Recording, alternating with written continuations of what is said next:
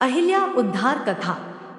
आप जानते हैं कि किस तरह विश्वामित्र जी राम और लक्ष्मण को दशरथ जी से मांग कर ले आए और तड़का, मारीच और सुबाहु का भगवान ने वध कर दिया। अब धनुष यज्ञ की ओर राम, लक्ष्मण और विश्वामित्र जी चले जा रहे हैं। मार्ग में एक सुनसान आश्रम आता है। भगवान राम की नजर उस पर पड़ती है। भगवान राम जी पूछते हैं, गुरुदेव ये किस प्रकार का आश्रम है? यहाँ पर लगता है पहले कोई रहता था, पर अब ना कोई प्राणी है, ना कोई जीव है। एकदम वीरान है ये आश्रम। और तो और यहाँ पर कोई कोई पशु पक्षी जीव जंतु भी नहीं दिखाई देता है। तब विश्वामित्र जी कहते हैं, राम, तुम तो अंतर्यामी हो, सब जानते हो। जहां पर किसी की नजर आज तक नहीं पड़ी, वहां पर तुम्हारी कैसे पड़ गई? भगवान राम मन में मुस्कुरा कर कहते हैं, गुरुदेव, जहां पर कोई नहीं पहुंच सकता, मैं तो वहां भी कृपा करता हूं। मैं सब पर दया करता हूं। फिर विश्वामित्र जी ने पूरी कथा राम जी को बताई है। यह कथा अलग अलग ग्रंथों में अलग अलग तरह से है, लेकिन सबका मूल एक ही है कि भगवान के चरणों की रज धूल से इंसान तो क्या, पत्थर में भी जान आ जाती है। और भगवान सब पर अपनी कृपा करते हैं। इसलिए सभी भक्तों से विनम्र निवेदन है, आप केवल परमात्मा की कृपा को पाने के लिए इस कथा को पढ़िए। भगवान श्री राम के चरणों में प्रीति हो, इसलिए इस कथा को पढ़िए। ब्रह्मा जी ने अपनी मानस पुत्री अहिल्या की रचना की थी। इनको ये वर था कि ये हमेशा 16 साल की रहेंगी, जिस कारण इंद्रादि देवता के मन में अहिल्या को पाने की कामना मन में जाग गई। तब ब्रह्मा ने एक स्पर्धा रखी जिसमें गौतम ऋषि जीते और उनका विवाह अहिल्या से हुआ। अहिल्या बहुत सुंदर थी, जिस पर इंद्र आसक्त थे। जब इंद्र को यह पता चला कि उसकी अहिल्या गौतम ऋषि के पास है, तो वह चंद्रमा के साथ गौतम ऋषि के आश्रम में आया। वहां पर इंद्र मुर्गा बना और आधी रात को ही बांग दे दी। चंद्रमा को द्वारपाल बनाया कि अगर गौतम लौटे तो वह इंद्र को सूचित कर सके। और इंद्र ने गौतम का छद्मवेश धारण करके अहिल्या के साथ छल किया। अहिल्या उन्हें ऋषि गौतम ही समझ रही थी और अपना सर्वस्व दे दिया। उधर गौतम ऋषि ने जब मुर्गे की आवाज सुनी तो सोचा कि ब्रह्मा मुहूर्त का समय हो गया हो और गंगा नदी पर स्नान करने पहुंचे। और उन्होंने अपना कमंडल भरने के लिए उसे नदी में डाला, तो माता गंगा बोली, अरे भाई, तुम इस समय यहाँ क्या कर रहे हो? माता गंगा, मैं यहाँ प्रतिदिन सुबह को स्नान के लिए आया करता हूँ, लेकिन आप ऐसा प्रश्न क्यों पूछ रही हो? गौतम, अभी तो अर्धरात्रि ही है। अपने घर वापस जाओ, क्योंकि राजा इंद्र तुम्हारी पत्नी के साथ छल कर रहा है। अब गौतम ऋषि जल्दी जल्दी अपने घर की ओर लौटे। जब ऋषिराज गौतम अपने आश्रम के समीप पहुंचे तो उन्होंने छत पर चंद्रमा को बैठे देखा। उन्हें देखते ही चंद्रमा भागने लगा। देवर्षि ने अपना मृगछाला, गीले वस्त्र उस पर फेंक कर मारा। कहते हैं उसी मृगछाले का निशान आज तक चांद पर है।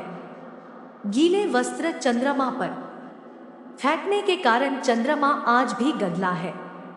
इंद्र की पाप भरी योजना में चंद्रमा ने भी सहयोग किया था, इसलिए गौतम ऋषि ने चंद्रमा को श्राप दिया कि चंद्र ने ब्रह्मा द्वारा निर्धारित नियमों का पालन नहीं किया और देवराज इंद्र को बुरे कर्म में सहयोग किया है, इसलिए चंद्र को राहु ग्रसेगा।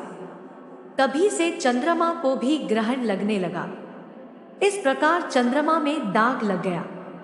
उनकी क्रोधित वाणी इंद्र के कानों पर भी पड़ी, वो भी निकल कर भागे और ऋषिराज गौतम से टकराए। ऋषि ने उन्हें तुरंत नपुंसक हो जाने और सहस्रों भागों वाला हो जाने का श्राप दे दिया। इस श्राप का तुरंत प्रभाव हुआ और इंद्र के पूरे शरीर पर भग ही भग हो गए। जब इंद्र वापस स्वर्ग पहुंचा तो अप्सराएं देवगण भी उसका उपहास उड़ने लगे। तब इंद्र ने स्वर्ग छोड़ दिया और किसी अंधेरी और सुनसान गुफा में रहने लगा। वहीं उसने भगवान शिव की तपस्या की और तब जाकर ऋषि ने 1000 साल बाद अपने कोप को थोड़ा कम किया और भग को आंखों में बदला। तब से इंद्र को 1000 आंखों वाला कहते हैं। ये भी कहा जाता है कि अहिल्या ने इंद्र को कुष्ठ रोग होने का श्राप दिया था। इधर अहिल्या की अस्तव्यस्त अवस्था देखकर देवर्षि सब कुछ समझ ही चुके थे। अहिल्या को भी पाषाण हो जाने का श्राप दे दिया, परंतु उन्हें इस बात का भी अनुमान था कि अहल्या उतनी दोषी नहीं थी, लेकिन क्रोध में श्राप तो दे चुके थे, इसलिए इस श्राप से मुक्ति का भी उपाय बता गए थे। दशरथ पुत्र राम के चरण रज जब भी उस पाषाण पर पड़ेंगे वो मुक्त हो जाएगी। विश्वामित्र जी कहते हैं, हे राम, इन्होंने आपका बहुत इंतजार किया है, आप इनको अपने चरण कमल की रज धूल से पवित्र करो। फिर भगवान ने अपने चरणों का स्पर्श अहिल्या जी को दिया है और जैसे ही स्पर्श हुआ वहां पर तपोमूर्ति अहिल्या जी प्रकट हो गई। अहिल्या जी दोनों हाथ जोड़कर राम जी के सामने खड़ी हो गई, बस भगवान को एकटक निहार रही है, मुख से कुछ बोल नहीं पा रही है। वह अत्यंत बड़भागिनी अहल्या प्रभु के चरणों से लिपट गई और उसके दोनों नेत्रों से जल, प्रेम और आनंद के आंसुओं की धारा बहने लगी। अब अहिल्या जी भगवान की स्तुति प्रारंभ करती है।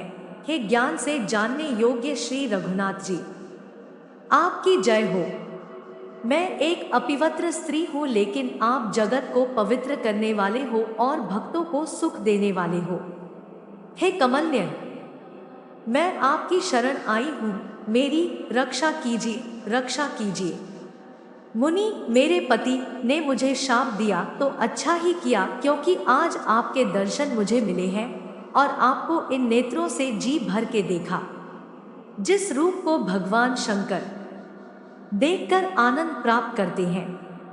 मैं बुद्धि की बड़ी भोली हूँ, मेरी एक विनती है। हे नाथ, मैं और कोई वर नहीं मांगती, केवल यही चाहती हूँ कि मेरा मन रूपी भौरा आपके चरणकमल की रज के प्रेम रूपी रस का सदा पान करता रहे। जिन चरणों से गंगा निकली है, भगवान शिव जिन चरणों को अपने शीश पर धारण करते हैं, जिन चरण कमलों को ब्रह्मा जी पूजते हैं, कृपालु हरि आपने उन्हीं को मेरे सिर पर रखा। हे हरि, आपकी अनंत कृपा है। इस प्रकार अहिल्या जी ने भगवान के धाम को प्राप्त किया है। तुलसीदास जी महाराज कहते हैं कि भगवान तो बिना कारण ही दया करने वाले हैं। अरे मन, तू कपट जंजाल छोड़कर उन्हीं का भजन कर।